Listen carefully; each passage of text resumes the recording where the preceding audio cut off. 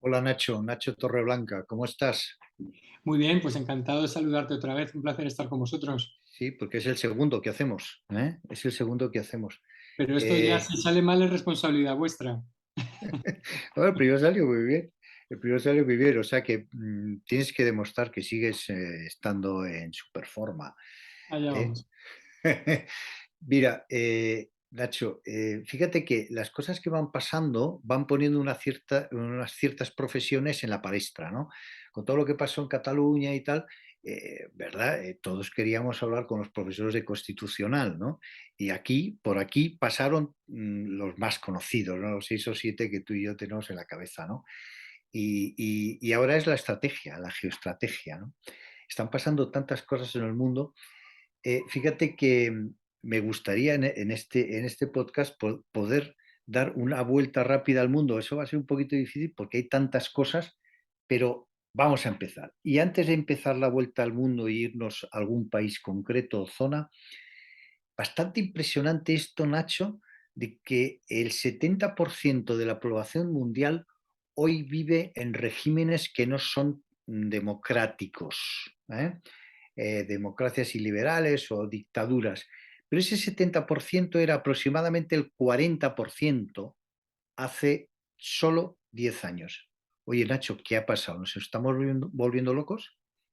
Bueno, pues es que realmente pensábamos que las olas democratizadoras eran olas que no tenían vuelta, porque toda la experiencia nos decía que los procesos de liberalización política, cuando iban acompañados de un cierto crecimiento económico, se consolidaban, ¿no? Y había democracias que habían fracasado, pero más o menos la ciencia política tenía establecido un umbral en torno a los 6.000, 7.000 dólares, ¿no? Dependiendo cómo ajustaras y cuándo, que decía que por encima de esa cantidad de renta per cápita, las nuevas democracias se consolidaban y no fracasaban. Es decir, que había dictaduras ricas y había democracias pobres, pero que una vez que conseguías la democracia y un cierto nivel de renta, como eso venía aparejado con una cierta clase media, unos medios de comunicación y una sociedad civil estructurada, pues que no había retrocesos ahí.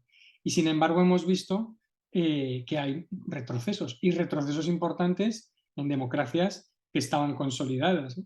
Lo estamos viendo no solo en el corazón de la Unión Europea, que vaya, ya es el sitio más desagradable para verlo en tanto en cuanto pensábamos que era los lugares más avanzados, pero hemos visto que procesos de liberalización incipiente y democracias que si no eran perfectas, pero eran bastante digamos, asentadas, como en el caso hemos visto en Brasil, en Turquía, en México. Estamos viendo un montón de países donde hay un retroceso. Y lo que más nos preocupa y lo que más me preocupa es que vemos cuánta gente ha dejado de creer en la democracia, en las democracias, no ya en los sistemas autoritarios porque estén sometidos a la propaganda, sino que cada vez más gente piensa que las elecciones democráticas no son la mejor manera de elegir gobierno y que además son fraudulentas. Fíjate que contar votos era lo más fácil que hacíamos las democracias, era sencillo, ¿no? Tenías un proceso electoral establecido, las acusaciones de fraude electoral son típicas de dictaduras, ¿no? Nunca de democracias. Y sin embargo, por ejemplo, lo hemos visto en Brasil, más del 80% de los brasileños piensa que el resultado electoral está amañado, pero en Estados Unidos pasa lo mismo. Es decir, que las democracias se han destruido desde dentro, en parte por algo que si quieres comentamos, que tiene que ver todo este papel de las redes sociales y la crisis de los partidos políticos y los medios de comunicación, pero la fe, porque puedes tener regímenes políticos imperfectos que estén yendo hacia atrás, pero el problema es cuando pierdes la fe de los ciudadanos en sus sistemas políticos. Y eso es lo que nos está pasando particularmente después del 2008 y de una oleada de populismo que empezó en 2016 en todo su cenit con el referéndum británico del Brexit y luego la elección de Trump. Y a partir de ahí hemos visto las democracias suicidarse prácticamente en cadena en muchos sitios en todo ese periodo, ¿no? Desde el 16 hasta ahora. Sí, claro. Has indicado ya una serie de cosas, ¿no? Crisis de los partidos políticos, redes sociales. Hay algo, ¿verdad?, que está ahí también, que también lo has dicho, ¿no? Que los ciudadanos empiezan a pensar que la democracia no resuelve los problemas reales, lo de verdad, ¿no? tremendo.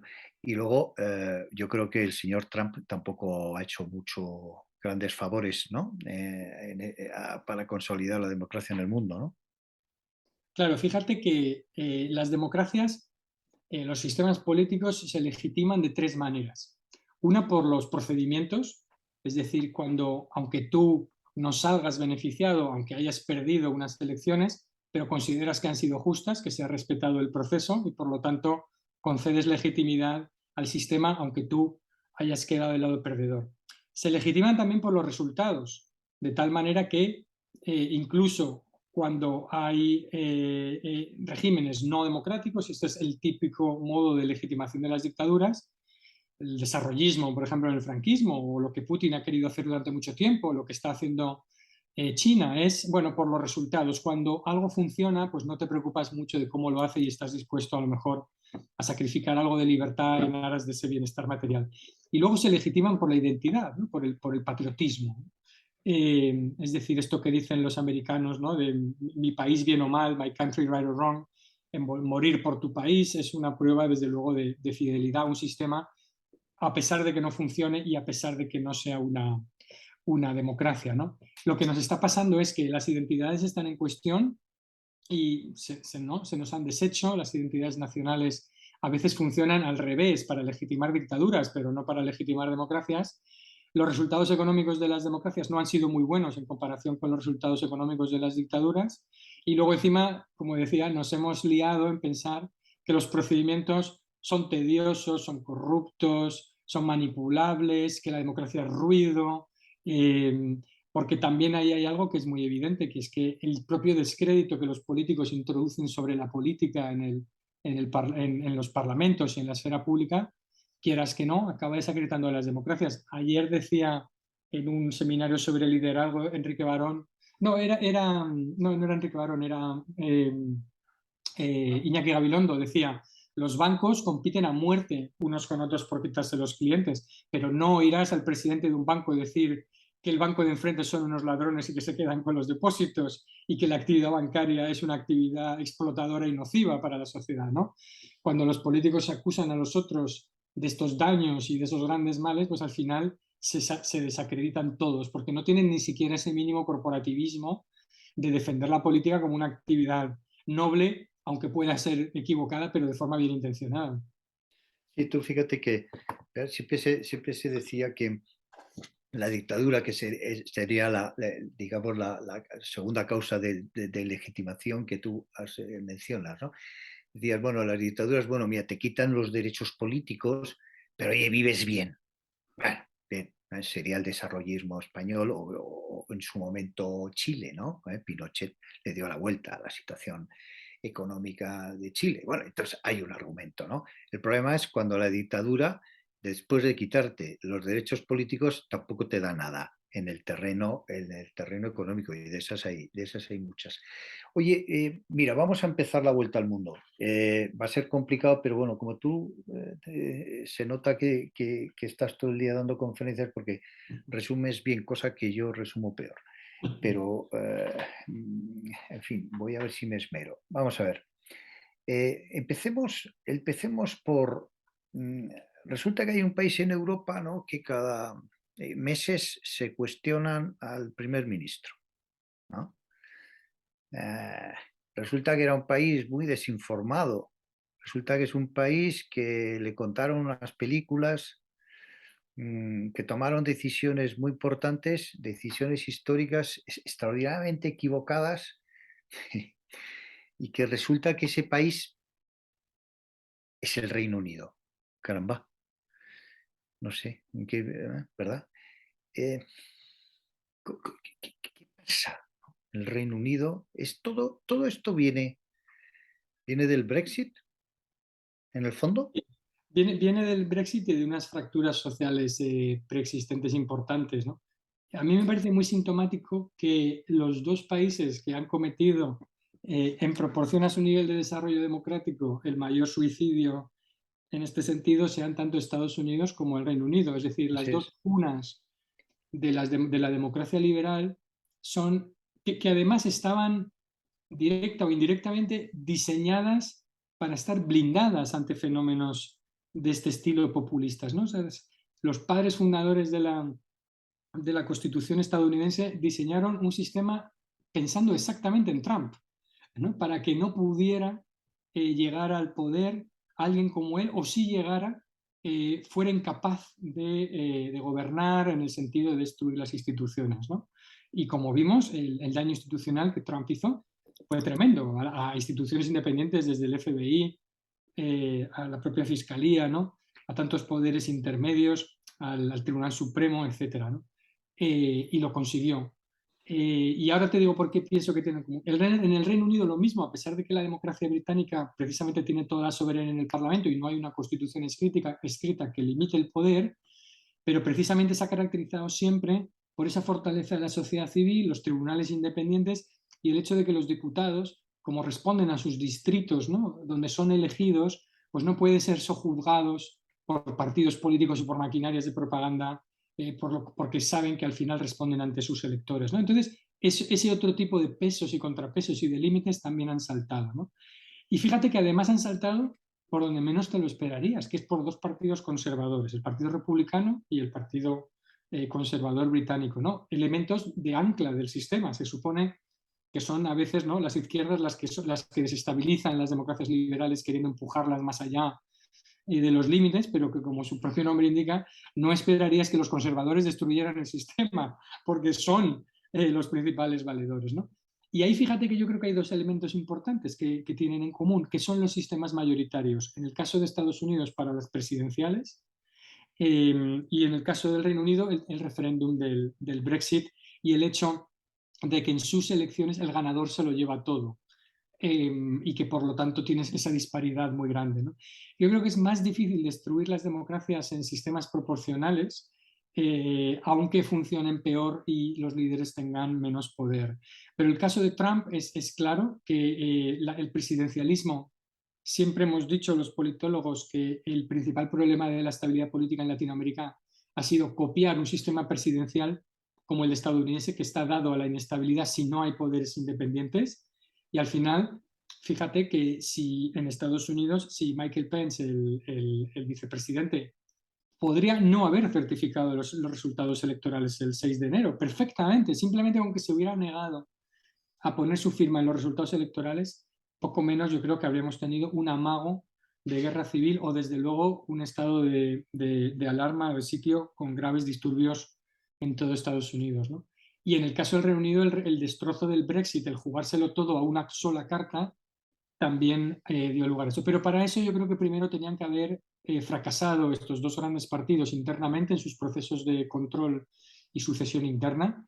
Las primarias del Partido Republicano estaban pensadas para que los locos fueran convenientemente filtrados a lo largo del proceso, y el Partido Conservador Británico también tiene un sistema interno por el cual el primer ministro puede ser, como hemos visto, depuesto por un comité del Parlamento sin necesidad de convocar elecciones. Es decir, que todas las válvulas de seguridad que tenían han ido, como los remaches, ¿no?, de cuando tienes un cable de acero, y han ido saltando por donde menos nos lo esperábamos. Dos países modélicos, dos partidos conservadores y republicanos también muy de orden, y un montón de mecanismos, con lo cual dices, bueno, si esto les ha pasado a Estados Unidos y al Reino Unido, ¿qué no les puede pasar a los demás? Fíjate, Nacho, que hay una reflexión sobre el tema del Reino Unido. Hay una cosa, una frase que me encantó de Felipe González, eh, que obviamente señalando al Reino Unido, decía, en Europa hay dos tipos de países, ¿no? Países pequeños y países que no saben que son pequeños. Evidentemente ya sabemos que estaba señalándoles, ¿no? Y hay una reflexión muy buena, que hay una tendencia, vamos a ver, que tiene un trasfondo económico, ¿no?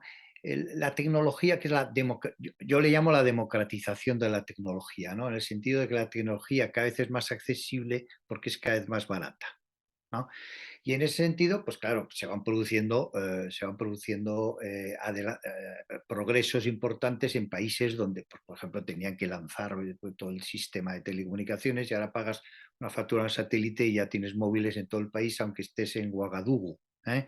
Y mandas con la misma facilidad un email que como si estuvieras en Madrid. Esa democratización de la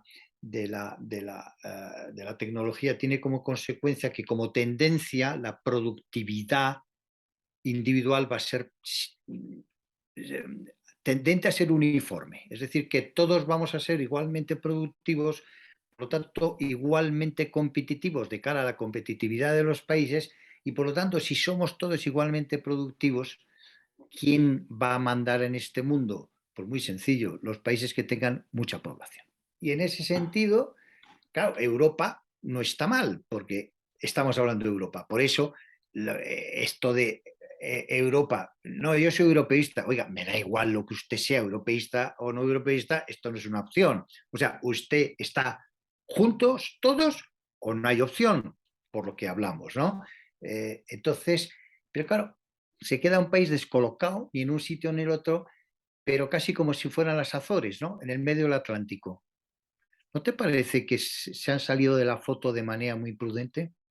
Sí, desde luego ellos cometieron este gran error, primero de tirar por la borda algo que habían conseguido, que era el estatus de pertenencia o el modo de pertenencia a la Unión Europea en las mejores condiciones posibles, imaginables, ¿no?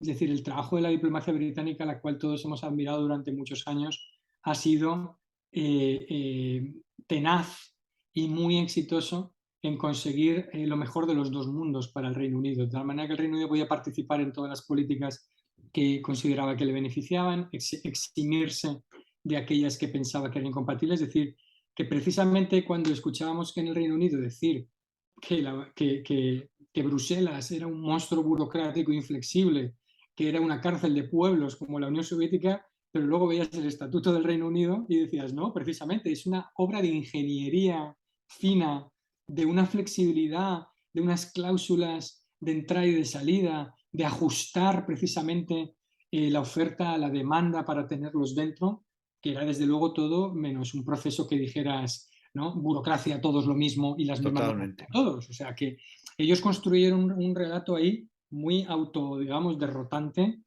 precisamente cuando su caso era el caso más envidiable y el caso que mejor probaba la infinita elasticidad de un proyecto como el europeo, que realmente, como hemos visto, no es un Estado, no es un superestado, ni pretende serlo, ¿no?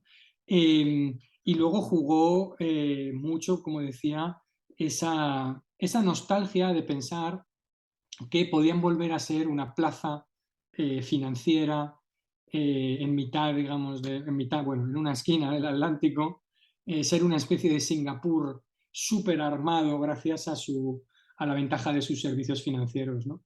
Que ese pensamiento lo tuvieran los conservadores británicos, digamos, mal orientados todavía.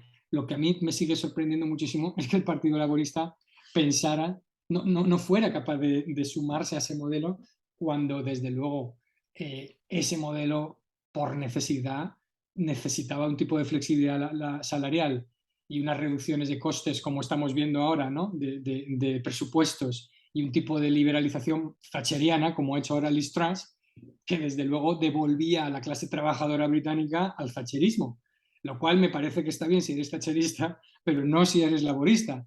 Y sin embargo, personas también tan dogmáticas, ¿no? Como fue el caso del líder de los laboristas británicos, ¿no? Que fueron incapaces de ver que los trabajadores británicos y en general la sociedad británica iba a estar infinitamente mejor, Corbyn, ¿no? Me refería, iba a estar infinitamente mejor dentro de la Unión Europea. Y luego tienes ya la guinda del pastel, que es este cinismo estructural, pero cinismo clásico de un sofista como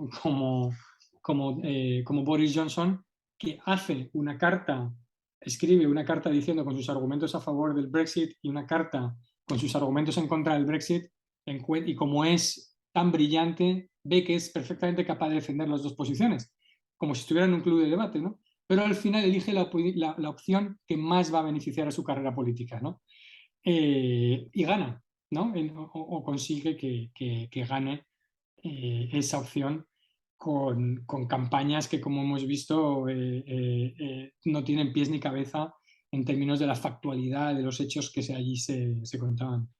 Sí, fíjate, esto que dices de las dos cartas es un ejercicio magnífico de sofismo, ¿no? Sí, Maravilloso. Oye, Nacho, no, conforme estabas hablando, esto tan interesante, siempre es tan interesante escucharte. A mí me parece apasionante. Ya sabes que yo no soy muy cortesano, pero es que me encanta escucharte. Pero no, se me ocurrían dos cosas. Una, que si el Reino Unido hubiera estado en la Unión Europea dentro del euro, que eso hubiera sido algo tal, no le hubiera pasado a la libra lo que le ha pasado, pero incluso si no hubiera habido Brexit y con la libra y hubieran bajado los impuestos de la manera que pretendían, pues es probable que tampoco hubiera habido ese ataque contra la libra. Y otra cosa que también quería decir, esto de los imperios está muy bien tenerlos y está muy mal perderlos, pero lo peor no es perderlos, es perderlos hace poco, ¿no? Esto es lo que yo creo que quería decir Felipe González, ¿no? Oye, vamos a seguir viajando. Irán. Irán. Oye, resulta que una chica que aparentemente lleva mal el velo, le meten en un furgón policial, ahí parece ser que le dan un golpe muy importante dentro del furgón que hace que al cabo de las horas muera. Eh, ¿Tú crees que en este país de jóvenes, Irán es un país de jóvenes, y que tú crees que estas mujeres van a acabar con la teocracia de los ayatolas? ¿Tú crees que van a poder?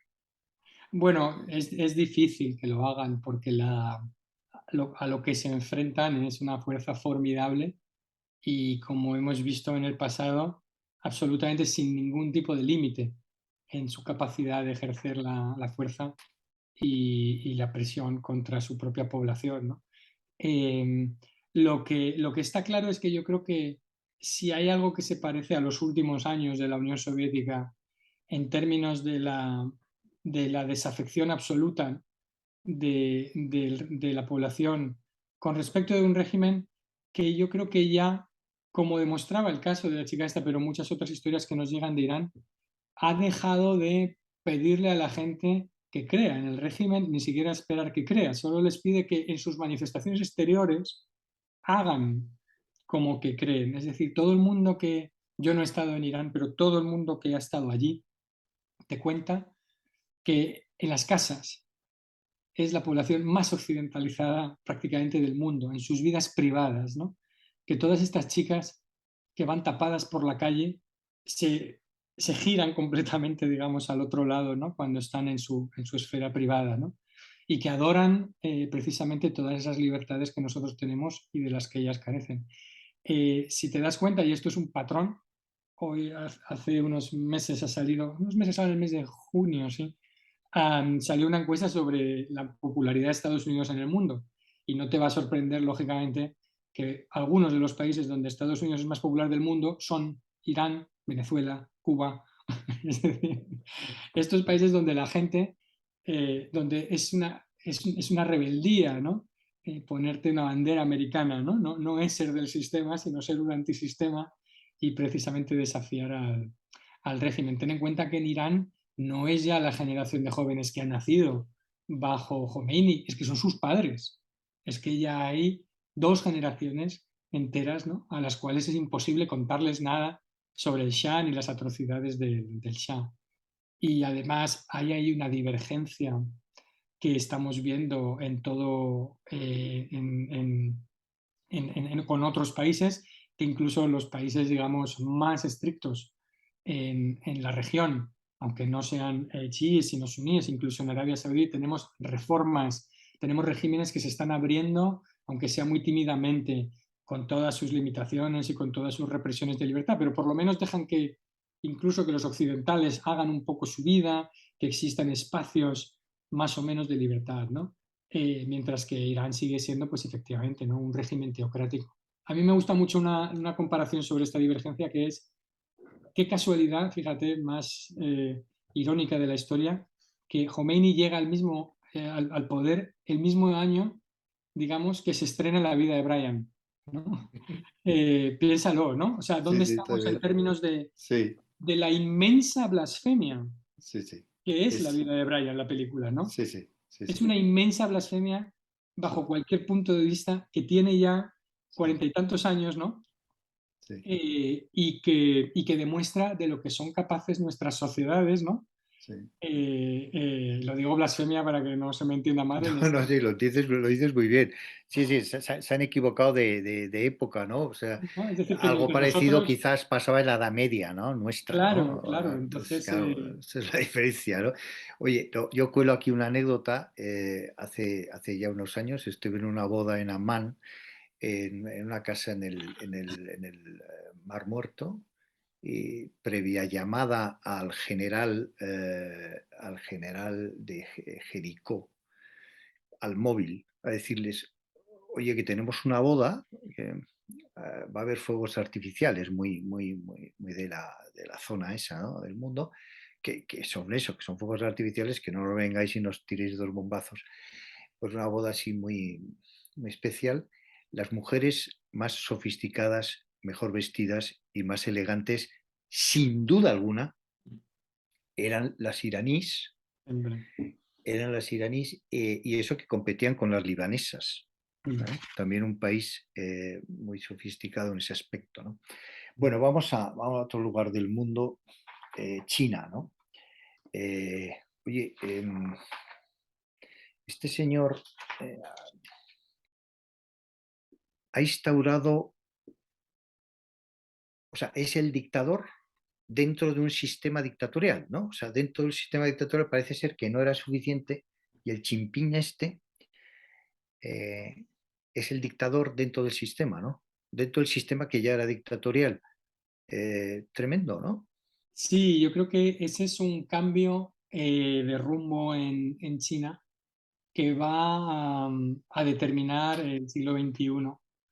Porque fíjate que hace unos años ya, y está publicado, aunque es una versión corta en español, este historiador Graham Allison, que es el autor de un libro famoso sobre la crisis de los misiles cubanos, eh, escribió un libro que se llama La trampa de Tucídides, donde dice, rememorando el enfrentamiento entre Atenas y Esparta, que todas las transiciones de poder entre grandes potencias a lo largo de la historia, él coge un modelo de 16 transiciones de poder y nos dice que 12 han acabado en guerra, solo 4 no han acabado. Es decir, que desde Atenas y Esparta, es una tesis controvertida, pero que no tenemos tiempo, digamos, de discutir a fondo, pero para que te hagas una idea de cuál es la mentalidad y de cuando escucha a la gente, sí o no nos vamos a enfrentar a una trampa de Tucídides. Es decir, están China y Estados Unidos condenadas a enfrentarse y hay quienes dicen que lo están por puras razones estructurales, de que ese relevo de poder va a ser traumático y que en algún momento ese ascenso silencioso de China que había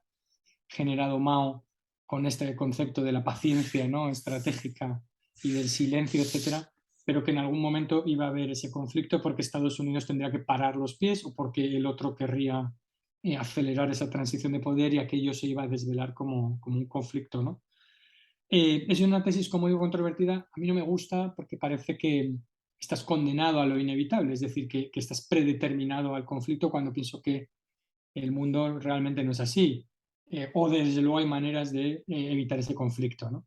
Eh, Alemania y Francia no están han estado en el conflicto, ahora han dejado de estarlo. Quiero decir que bueno, es una discusión más amplia, pero no creo en la predeterminación, sino en las acciones humanas, ¿no?, sobre las circunstancias, es cierto.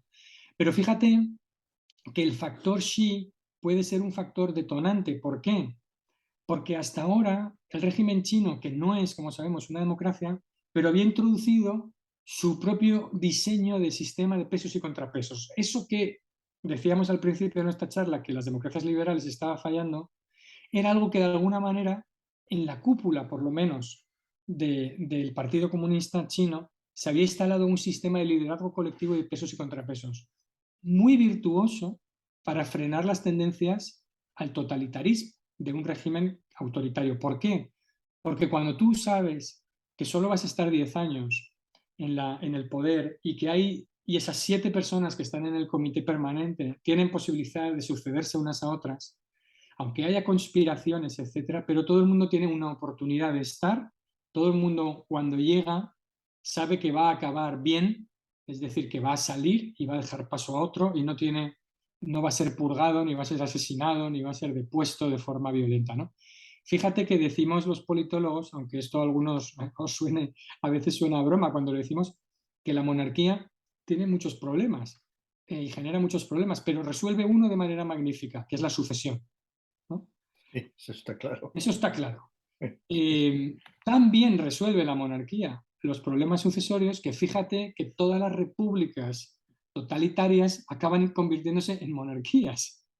Corea del Norte se acaba convirtiendo en una monarquía hereditaria, ¿no? Porque es la única manera de construir una sucesión de poder en torno al líder. Siria es también una monarquía de facto, ¿no? En Túnez, Ben Ali quería colocar a su hijo. En Egipto, Mubarak quería colocar a su hijo. O sea que todas estas republiquetas, como decían, que andaban por ahí sueltas, al final acaban instaurando un principio monárquico, por muy revolucionarias que sean, ¿no? Entonces, cuando no tienes una monarquía, ¿cómo resuelves el problema de la sucesión? ¿Cómo se sucede a Putin? ¿Cómo se sucede en la Unión Soviética al liderazgo como se sucedía? Pues a base de golpes de palacio, intrigas, derrocamientos, intentos de dinastías, etcétera, ¿no? Entonces, lo más virtuoso que tenía China realmente era este sistema de sucesión controlada del poder. Xi ha roto con eso y ha acabado. Ahora, los que estaban antes que él sabían que iban a hacer lo mejor que pudieran durante 10 años, les dabas, cosa que en política no está mal, 10 años para una acción estratégica a largo plazo y luego venía otro con otras ideas.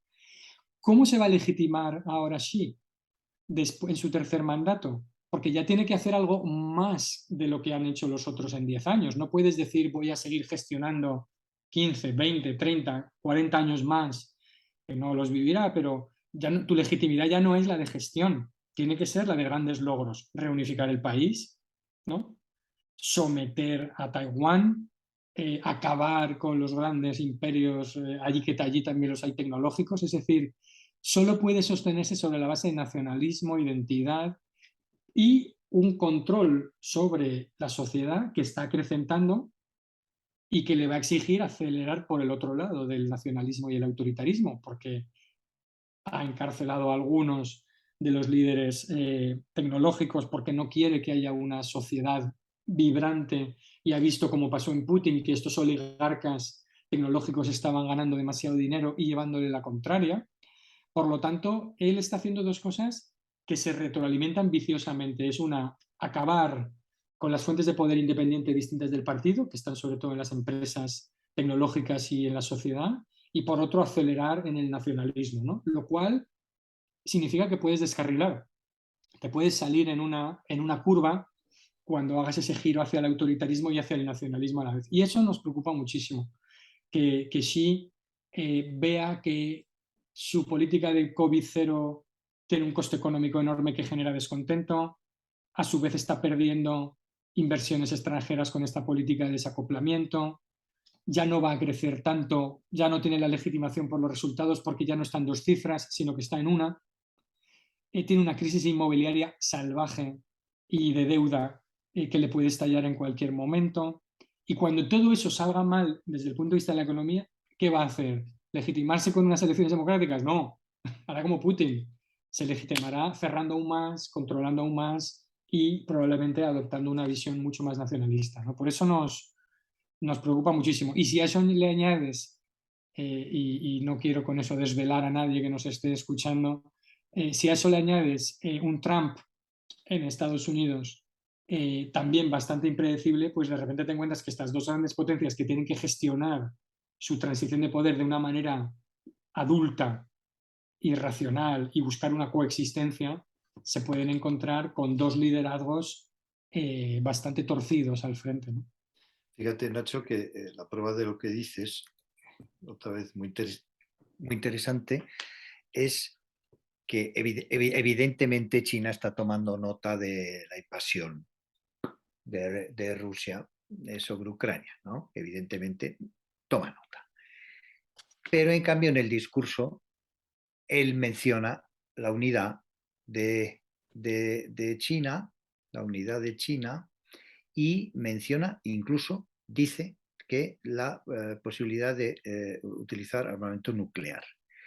Es decir, que es que sí necesita ese tipo de, digamos, de legitimación por el nacionalismo, la identidad, porque otro tipo de nacionalismo, otro tipo de legitimación está cayendo, ¿no? Está cayendo, como dices, con el tema económico COVID cero, es una locura en donde están, la deuda se cuestiona, la crisis inmobiliaria, sí, las cosas no van tan bien y claro, la única manera la que China pueda seguir como está es a crecimientos de doble dígito en los que ya no está, ¿no? Lo acabas de Claro. mencionar.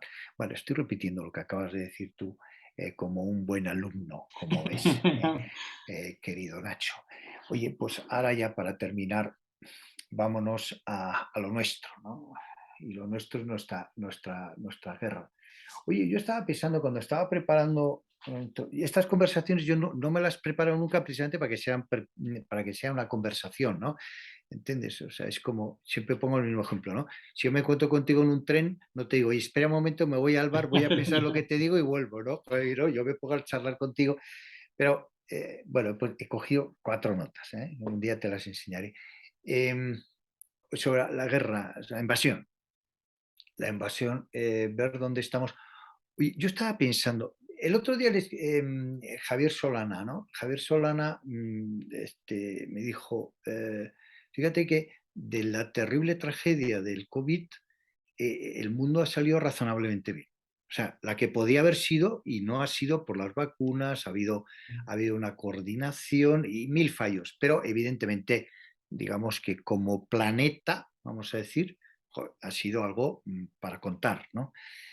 Bien, y ahora resulta que un señor secundado por rusos, ¿verdad? Esto de la historia esa de la Rusia de Putin, ¿no? Incluso tú y yo hablamos de la Rusia de Putin. Bueno, yo diría la Rusia de Putin y de muchos rusos, ¿no? Manipulados, pero muchos rusos. Probablemente cada vez menos. No, oye, no es un señor que está haciendo demasiado daño a demasiada gente ya. O sea, no solamente a los ucranianos, ¿no? Ni a los europeos. Bueno, quitando, digamos, a los países que puedan exportar gas, por cierto, también Estados Unidos, ¿eh? Este señor está haciendo daño a mucha gente, por ejemplo a China, por ejemplo a India.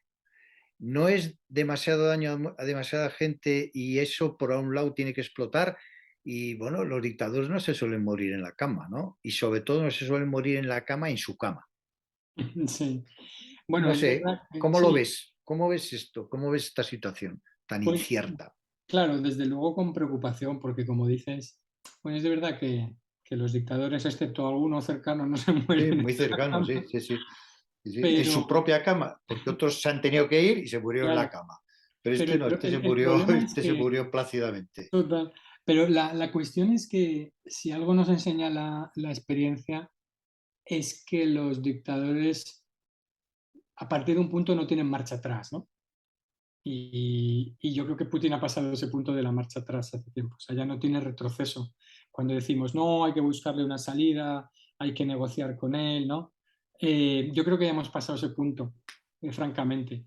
¿Por qué? Porque, como dices muy bien, el daño que él ha hecho a los demás, pero sobre todo el que se ha hecho a sí mismo, no van a poder recuperarlo en la mesa de negociación, porque ha perdido ya tanto que no va a ganar en la mesa de negociación, ni siquiera va a conseguir un empate, digamos, ¿no?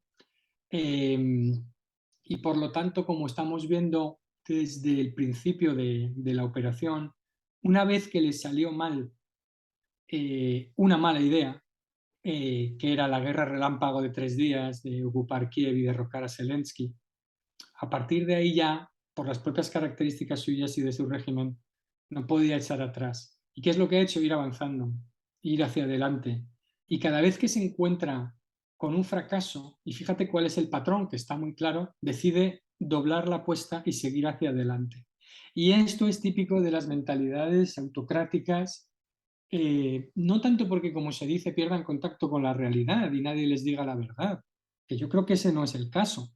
No es un hombre, digamos, mal informado. De hecho, si te das cuenta, es que ahora mismo el clamor, el desastre de la guerra es tal que la propia censura rusa no solo no es que lo tape, es que en los principales, como los duros y los halcones, son los únicos que tienen voz y los únicos a los que se les dejaba hablar en la televisión rusa y en los medios de comunicación rusa, Esto es muy paradójico porque fíjate, hoy he estado con Alexei Kovalev, el director del medio Medusa, que viene a Madrid porque se le ha dado el mundo, el periódico El Mundo le damos, porque he tenido el honor de estar en el jurado, el premio de periodismo, ¿no? Y él cuenta muy bien este problema, ¿no? De que como solo los extremistas que jaleaban a Putin podían hablar en la televisión, todo esto de la operación militar especial y todo esto ha desaparecido. Todas las noches en la televisión rusa, los duros halcones acusan al ejército de ser un desastre, unos inútiles, unos incompetentes y de pedir dureza con los mandos militares, intentando dibujar que Putin es el sabio, pero que su ejército no funciona, ¿no? ¿A qué te suena todo esto de la genialidad del líder y de que el ejército era muy malo, ¿no? Pues nos recuerda mucho todo esto de la Segunda Guerra Mundial, ¿no? Luego se descubrió que efectivamente, ¿no? Que, bueno, se descubrió, ya se sabía, ¿no? Que es que el ejército era mucho más sensato que sus líderes, ¿no? Porque los militares son los que están sobre el terreno y saben lo difícil que es ganar batallas, lo costoso que es perderlas, ¿no? Incluso ganarlas en algunas ocasiones, ¿no? Entonces, él cada vez que se ha encontrado con un bloqueo, ha doblado la apuesta. Después del día 24, cuando aquello fracasó, siguió metiendo tropas, luego las intentó cambiar al este, ¿no? Ahora hace la movilización, que es un fracaso y va a ser un fracaso. Luego, ahora empieza a asediar y a bombardear las ciudades ucranianas como si eso le fuera a cambiar la situación sobre el terreno, ¿no? Porque se va quedando sin opciones y solo prueba la siguiente opción que tiene delante, por insensata o por irracional que sea, porque es una opción. ¿Y qué le va a salir mal de probar una opción cuando lo otro es echar para atrás y reconocer su derrota, ¿no? Y eso, pues, lógicamente nos preocupa mucho porque ¿qué hay después del fracaso de la movilización? ¿Qué hay después de ese fracaso económico ruso? Porque ahora con la movilización como te puedes imaginar, la gente que se ha marchado para huir de la movilización, los que se han quedado son aquellos a los que han cazado en Dagestán, los buriatos, los calmicos, en extremo oriente asiático, etcétera. Pero toda la gente que tiene un mínimo de estudios, un mínimo de información, ha salido por patas, ¿no? Como se dice vulgarmente del país, y esa gente es la base del funcionamiento de una economía. Es decir, no ya numéricamente ni por generación, es que son los técnicos de las empresas donde los empresarios dicen es que me he quedado sin gente técnica, todo, porque son además los que saben que tienen una profesión que probablemente puedan ejercer en otros sitios, ¿no? Toda la industria informática, de comunicaciones, toda esa gente son la que se ha marchado porque saben que les puede ir bien fuera, ¿no? Y por lo tanto el problema, como te decía, por resumir, es que yo creo que Putin tiene muy mala marcha atrás, todos los dictadores tienen muy mal perder. Saddam Hussein se tiró 10 años en el poder después de perder la primera guerra del Golfo, ¿no? Y fíjate el daño que todavía hizo, ¿no? A su sociedad. Entonces, es más probable que te quedes en una situación incluso de medio estancamiento militar, porque él no va a perder y seguirá poniendo gente de tapón, aunque vaya perdiendo, pero nunca parará, o intentará disfrazar ahí sus pérdidas y seguir sufriendo sanciones, seguir sufriendo el aislamiento internacional. Es decir, es un escenario muy preocupante en lo que afecta a la propia Ucrania, por supuesto, y a los ucranianos en términos de paz, y al resto del mundo, como decías, en términos de prosperidad económica, porque los chinos están hartos de ella, porque les ha prometido cosas que no iban a ocurrir. Los indios le apoyan, pero porque las armas que tienen los indios son rusas, pero hay un momento que los indios van a decir, pues que ya estos señores no me van a reponer esas armas nunca. Y van a ser chatarra porque no van a tener componentes, ¿no? Entonces, ese escenario en el que Putin se convierte y Rusia en una super Corea del Norte, ¿no? En vez de con 30 cabezas nucleares, con 6.000, aislado internacionalmente, siendo un paria al que no podemos derrotar, pero que tampoco nos puede él a nosotros derrotar, pues es un escenario desde luego muy preocupante, ¿no? Oye, Nacho, ya concretando y por terminar, antes de que haga un resumen has dicho unas frases magníficas que he apuntado, creo que a la mayoría de ellas, concretando ya un poquito más sobre lo que no se puede concretar, ¿no? Realmente, pero cuando hablas de la única opción que le va quedando, etcétera, ¿tú crees que será capaz de utilizar algún arma nuclear táctica Y si piensas que sí, ¿cuál crees que podría ser la respuesta de la OTAN? O sea, yo creo que esa es una opción que no hay que descartar. No nos confundamos como mucha gente lo hizo antes del 24 de febrero diciendo que lo que es irracional es imposible, ¿no? Por muy irracional que nos parezca, tenemos que tener en cuenta que las cosas que estadísticamente son posibles, o sea, que científicamente son posibles, perdón, son estadísticamente probables, ¿no? Lo único que tenemos que asignar una probabilidad, pero no digamos que son imposibles. A lo mejor la probabilidad, yo te digo, mira, yo creo que la probabilidad es del 5%, ¿eh? Pero a lo mejor te digo que es del 20%. Y, y eso alguien te viene como Kiko Llaneras y te dice, esa es la probabilidad de fallar un penalti. Tú has visto fallar penaltis, ¿no? ¿Sabes? ¿No? Se meten casi todos, pero no todos, ¿no?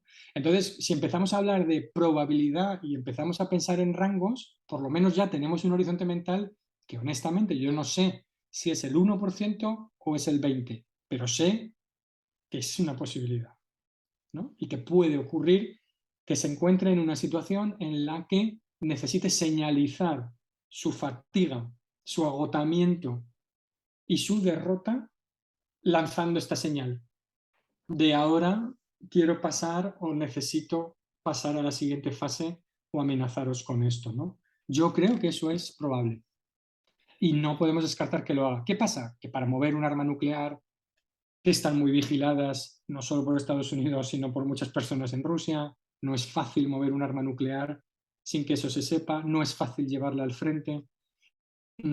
Puedes intentar detonarla en mitad del mar, en el Báltico o en el Mar Negro, puedes intentar detener sobre el terreno, no va a cambiar el curso de la guerra, pero a partir de ahí yo creo que se abre una situación en la cual, desde luego, aunque no haya o no hubiera una respuesta nuclear inmediata, entiendo que la respuesta racional ante una irracionalidad tal como esa, por parte de Estados Unidos y los aliados, sería considerar todas las tropas rusas estacionadas actualmente en territorio ucraniano como objetivos legítimos a batir, bien por fuerza aérea apoyada, o bien por misiles de crucero, o bien por otro tipo de armas, aunque no fueran nucleares, ¿no? Pero lógicamente, cuando Borrell ha dicho esto de la aniquilación, se refería a que las tropas rusas en territorio ucraniano carecerían, quedarían, digamos, dentro ya de los límites de acciones que serían permisibles o aceptables para nosotros en términos de operaciones militares, directa o indirectamente, ¿no? Sí, fíjate que cuando dijo eso Borrell el otro día, yo no sé si metí un poco la pata, ¿no? Porque eh, casi es mejor dejar el cosa en que están todas las opciones abiertas, ¿no? Que es lo que se suele decir así en inglés. Mm, pero sí, eso dijo claramente. Aniquilaría, dijo, annihilate. ¿Eh? Sí, pero no lo haría él. Probablemente lo que está pensando es, lógicamente, en Estados Unidos, o sea, no lo haría la Unión Europea, pero sí que es bueno en estos casos hacer una disuasión clara sobre el hecho de las consecuencias de determinadas acciones. O sea, Mm. la ambigüedad está bien en determinados casos, pero en materia estratégica, la disuasión tiene que ser, lo que no puedes hacer es tirarte un farol, lógicamente, Claro, y luego no cumplir, claro. y luego no cumplir, como cuando se Claro. le dijo en Irak a Assad que las armas químicas eran una línea roja y luego las tiró y dijimos que la línea roja la poníamos en Sí, otro sitio, ¿no? claro. Está bien. Muy bien, Nacho. Sí, bueno, el otro día una frase de mi amigo Juan Antonio Sagardoy venía de una comida con unos militares, ¿no? Y una frase de la comida fue, esto es tan preocupante que no es preocupante, ¿no? Evidentemente que es preocupante, pero quiere decir que es tan horrible, pues bueno, que esa catástrofe mundial, pues parece ser que no puede existir, pero si tú pones ahí un porcentaje que lo indicas, no lo indicas, pero bueno, ya dices algo sobre una arma táctica, ¿no? Nuclear o lo que sea, detonar en algún lugar más o menos recóndito. Bueno, Nacho, mil gracias, ha estado estupendo. Voy a resumir súper rápido cosas que has dicho le hemos dado una vuelta al mundo bastante importante y bastante interesante. Em, claro, tú decías que existía la teoría de que por encima de los 7.000 o 10.000 dólares de renta, pues ya había una serie de ya derechos económicos, pasaban a ser derechos políticos y de ahí a la democracia, que eso se ha caído, ¿no? En países como Brasil, Turquía, México, desde luego, pues sí, en Rusia también hay elecciones, o India también, ¿no? ¿Verdad? De hecho, del pasar de ser 40 al 70% es porque está India por medio, ¿no? Luego has hablado de las crisis, ¿no? Cuando hemos hablado de esa realidad, ¿no? Que el 70% de la población mundial hoy no vive en democracias, digamos, full democracies, ¿no? Y entonces mencionas como posible causa la crisis de partidos políticos, los ciudadanos que piensan que la democracia es un sistema débil en el sentido de que no acaba de resolver, no es válido para resolver los problemas reales de la gente, etcétera, ¿no? Hablas también de las tres maneras de legitimar la democracia, ¿no? Entonces, o de legitimar los sistemas, ¿no? Y ahí hablabas del declive del sistema, del descrédito del sistema democrático, ¿no? Por ejemplo, después de la crisis financiera. Y claro, también puedes legitimar una democracia con los resultados, digamos, económicos, ¿no? De progreso, etcétera, como fue el caso de Chile o España en los 60, etcétera, o el tema de identidad, ¿no? Que es donde podía estar ahora China, ¿no? Por ejemplo. Sobre el Brexit, claro, tú decías que curioso que las dos cunas, digamos, de la democracia, ¿verdad? Estados Unidos y el Reino Unido haya pasado lo que ha pasado, no en el Brexit y en el otra Trump, que por cierto, una de las razones también para legitimar esos regímenes iliberales, ¿no? Y hablabas del Reino Unido con esa fortaleza de la sociedad civil, los check and balances y todo esto, ¿eh? Y el hecho de que siempre se ha hablado, ¿no? De los políticos ingleses que tienen que responder a su constituency, ¿no? A sus electores. Eh, Has hablado de los regímenes presidencialistas, ¿no? Que has dicho algo que en Hispanoamérica, América Latina, claro, los regímenes presidencialistas en democracia siempre tienen esos check and balances, pero cuando no existen esos check and balances, esos regímenes presidencialistas pueden devenir en dictaduras. Esa es otra idea interesante. Hemos hablado de la democratización de la tecnología, que nos lleva a igualar la productividad y que el mundo va a ser de los países con mucha población y por eso Europa no es la integración europea no es una opción de europeístas, es una opción, es la única opción, es la opción del realismo, ¿no?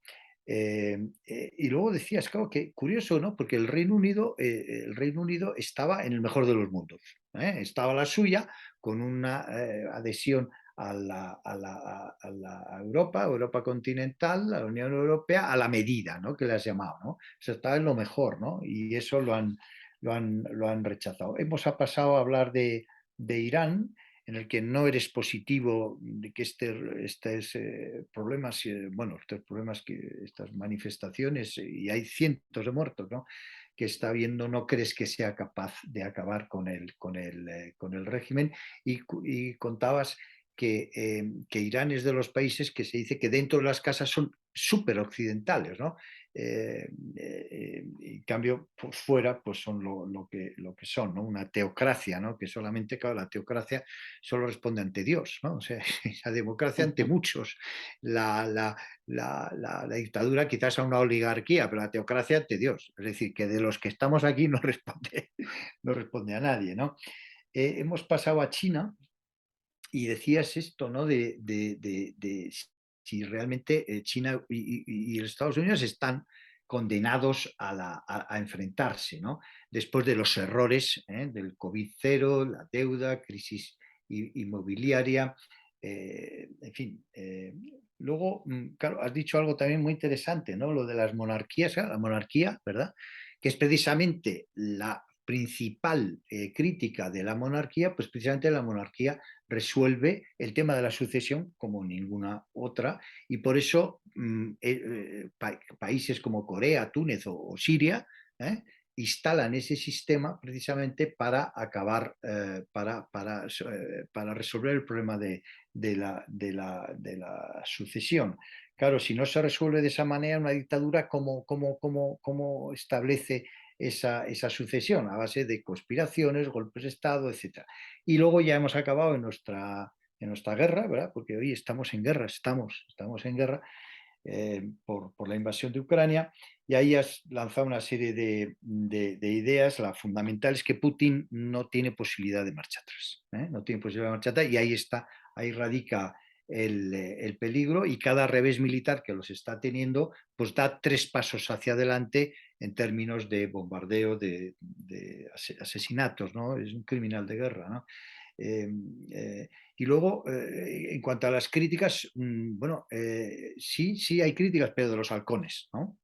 Esas Mm. son las que se permiten, pero sí lo critican a él, ¿no?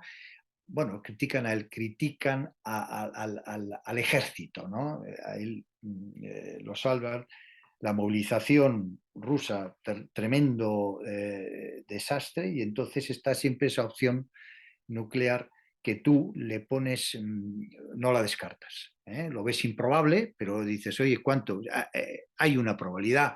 Has mencionado el 20%, puede ser el 5%, pero puede ser, ¿no? Has puesto el ejemplo magnífico de los penaltis. ¿Los penaltis se meten, sí, pero no siempre, ¿no? Pues esto es lo mismo, esto puede pasar, y en ese caso ves que la respuesta de la OTAN ante un posible utilización de arma nuclear en algún sitio determinado, de arma táctica, sería por parte de la OTAN aniquilar, como dijo el otro día Borrell, aniquilar las fuerzas rusas en Ucrania. Bueno, este es un resumen bastante largo, porque es que has dicho muchas cosas muy interesantes y no quería que se perdieran. Nacho, muchísimas gracias. Es la segunda vez que hablamos contigo. Estás condenado a una tercera, pero no te preocupes, que te vamos a dar un break de unos meses para que en fin, Estupendo. hagas cosas estupendas. Muchas gracias, y te veremos pronto en Pamplona, creo, dando Eso la es. conferencia. Pues muchísimas gracias, Joaquín, a ti y a todos los amigos de Consensus Regeneración. Hasta Pero pronto. bueno, Un abrazo. un abrazo, amigo. Adiós. Adiós, adiós.